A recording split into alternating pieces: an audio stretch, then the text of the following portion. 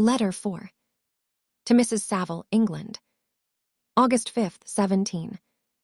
So strange an accident has happened to us that I cannot forbear recording it, although it is very probable that you will see me before these papers can come into your possession.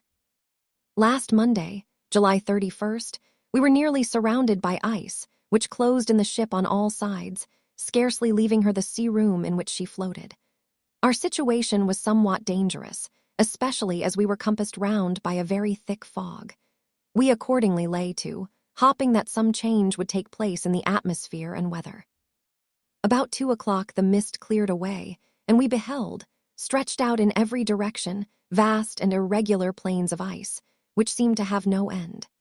Some of my comrades groaned, and my own mind began to grow watchful with anxious thoughts, when a strange sight suddenly attracted our attention and diverted our solicitude from our own situation. We perceived a low carriage, fixed on a sledge and drawn by dogs, pass on towards the north at the distance of half a mile. A being which had the shape of a man, but apparently of gigantic stature, sat in the sledge and guided the dogs.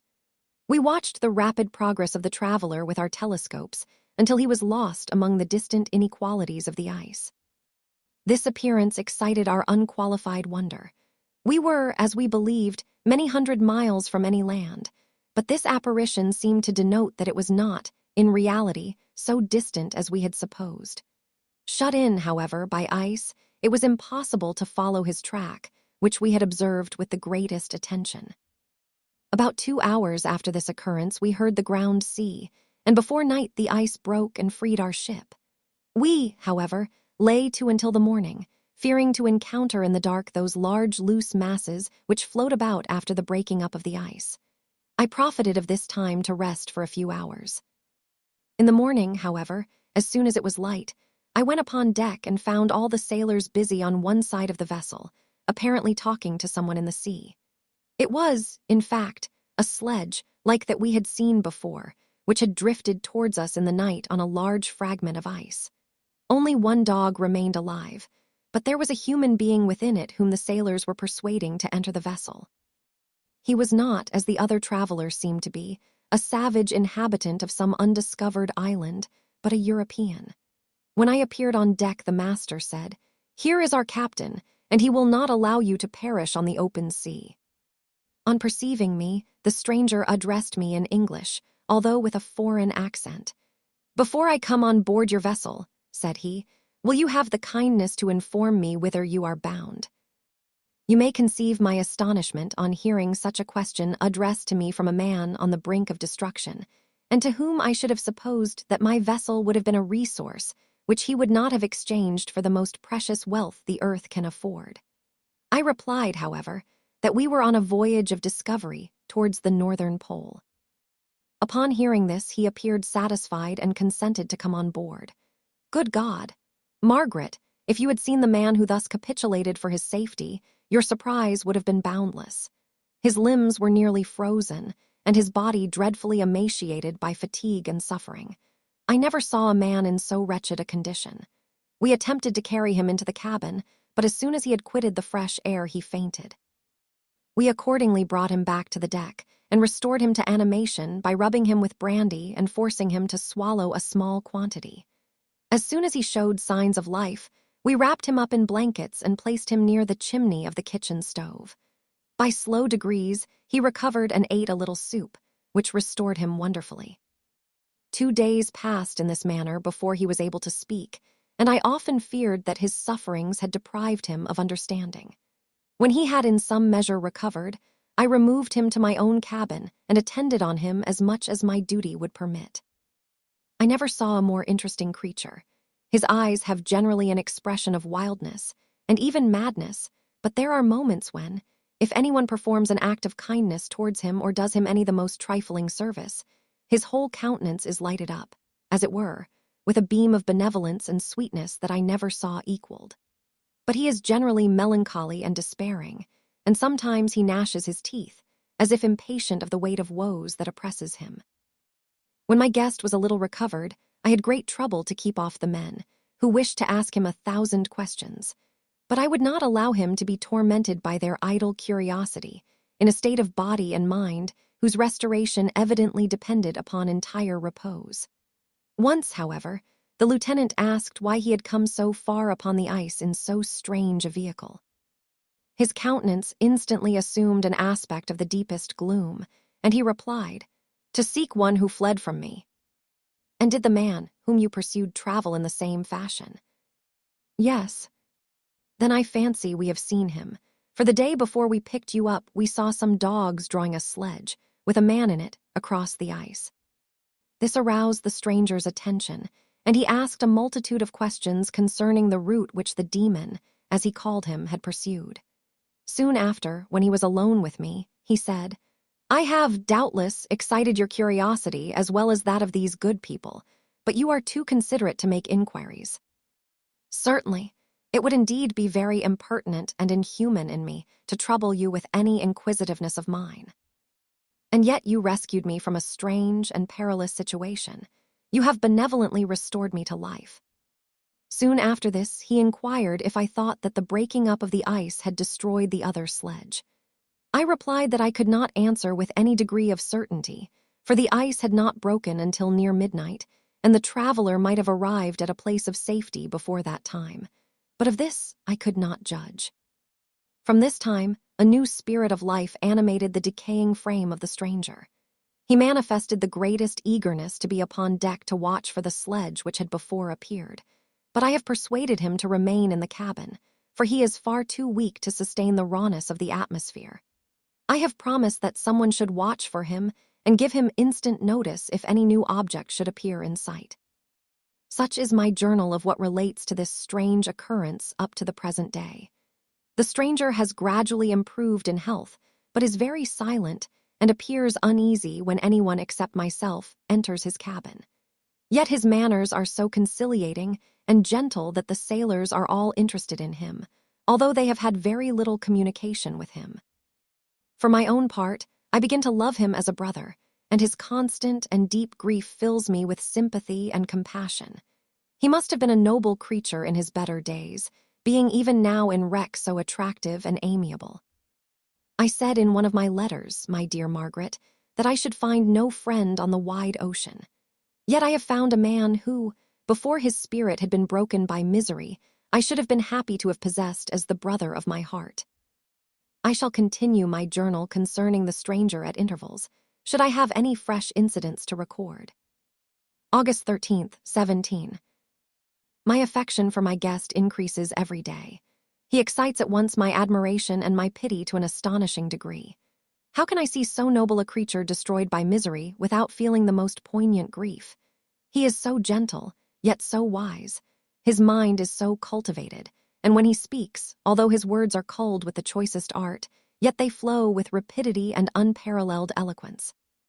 He is now much recovered from his illness and is continually on the deck, apparently watching for the sledge that preceded his own.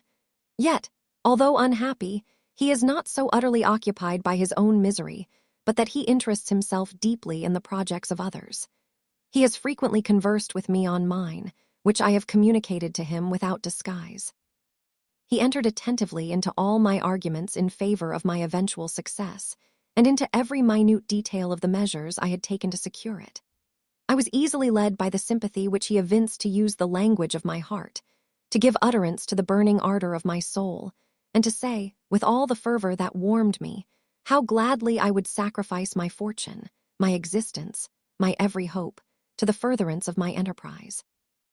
One man's life or death were but a small price to pay for the acquirement of the knowledge which I sought, for the dominion I should acquire and transmit over the elemental foes of our race. As I spoke, a dark gloom spread over my listener's countenance. At first I perceived that he tried to suppress his emotion. He placed his hands before his eyes, and my voice quivered and failed me as I beheld tears trickle fast from between his fingers. A groan burst from his heaving breast. I paused. At length he spoke in broken accents. "Unhappy man, do you share my madness? Have you drunk also of the intoxicating draught? Hear me, let me reveal my tale, and you will dash the cup from your lips." Such words, you may imagine, strongly excited my curiosity, but the paroxysm of grief that had seized the stranger overcame his weakened powers, and many hours of repose and tranquil conversation were necessary to restore his composure. Having conquered the violence of his feelings, he appeared to despise himself for being the slave of passion, and quelling the dark tyranny of despair, he led me again to converse concerning myself personally. He asked me the history of my earlier years. The tale was quickly told, but it awakened various trains of reflection. I spoke of my desire of finding a friend, of my thirst for a more intimate sympathy with a fellow mind than had ever fallen to my lot, and expressed my conviction that a man could boast of little happiness who did not enjoy this blessing. "I agree with you," replied the stranger. "We are unfashioned creatures, but half made up, if one wiser, better, dearer than ourselves. Such a friend ought to be. Do not lend his aid to perfectionate our weak and faulty natures. I once had a friend, the most noble of human creatures, and am entitled, therefore, to judge respecting friendship. You have hope, and the world before you, and have no cause for despair. But I have lost everything and cannot begin life anew." As he said this, his countenance became expressive of a calm, settled grief that touched me to the heart. But he was silent and presently retired to his cabin. Even broken in spirit as he is, no one can feel more deeply than he does the beauties of nature. The starry sky, the sea, and every sight afforded by these wonderful regions seems still to have the power of elevating his soul from earth. Such a man has a double existence. He may suffer misery and be overwhelmed by disappointments, yet when he has retired into himself, he will be like a celestial spirit that has a halo around him, within whose circle no grief or folly ventures. Will you smile at the enthusiasm I express concerning this divine wanderer? You would not if you saw him. You have been tutored and refined by books and retirement from the world, and you are therefore somewhat fastidious. But this only renders you the more fit to appreciate the extraordinary merits of this wonderful man. Sometimes I have endeavored to discover what quality it is which he possesses that elevates him so immeasurably above any other person I ever knew. I believe it to be an intuitive discernment, a quick but never-failing power of judgment, a penetration into the causes of things, unequaled for clearness and precision. Add to this a facility of expression and a voice whose varied intonations are soul-subduing music. August 19th, 17. Yesterday the stranger said to me, "You may easily perceive, Captain Walton, that I have suffered great and unparalleled misfortunes. I had determined at one time that the memory of these evils should die with me, but you have won me to alter my determination. You seek for knowledge and wisdom, as I once did, and I ardently hope that the gratification of your wishes may not be a serpent to sting you, as mine has been. I do not know that the relation of my disasters will be useful to you. Yet, when I reflect that you are pursuing the same course, exposing yourself to the same dangers which have rendered me what I am, I imagine that you may deduce an apt moral from my tale, one that may direct you if you succeed in your undertaking and console you in case of failure. Prepare to hear of occurrences which are usually deemed marvelous. Were we among the tamer scenes of nature, I might fear to encounter your unbelief, perhaps your ridicule. But many things will appear possible in these wild and mysterious regions, which would provoke the laughter of those unacquainted with the ever-varied powers of nature. Nor can I doubt, but that my tale conveys in its series internal evidence of the truth of the events of which it is composed. You may easily imagine that I was much gratified by the offered communication, yet I could not endure that he should renew his grief by a recital of his misfortunes. I felt the greatest eagerness to hear the promised narrative, partly from curiosity and partly from a strong desire to ameliorate his fate if it were in my power. I expressed these feelings in my answer. "I thank you," he replied, "for your sympathy, but it is useless. My fate is nearly fulfilled. I wait but for one event, and then I shall repose in peace. I understand your feeling," continued he, perceiving that I wished to interrupt him. "But you are mistaken, my friend, if thus you will allow me to name you. Nothing can alter my destiny. Listen to my history, and you will perceive how irrevocably it is determined." He then told me that he would commence his narrative the next day when I should be at leisure. This promise drew from me the warmest thanks. I have resolved every night, when I am not imperatively occupied by my duties, to record, as nearly as possible in his own words, what he has related during the day. If I should be engaged, I will at least make notes. This manuscript will doubtless afford you the greatest pleasure, but to me, who know him, and who hear it from his own lips, with what interest and sympathy shall I read it in some future day? Even now, as I commence my task, his full-toned voice swells in my ears. His lustrous eyes dwell on me with all their melancholy sweetness. I see his thin hand raised in animation, while the lineaments of his face are irradiated by the soul within. Strange and harrowing must be his story, frightful the storm which embraced the gallant vessel on its course and wrecked it. Thus,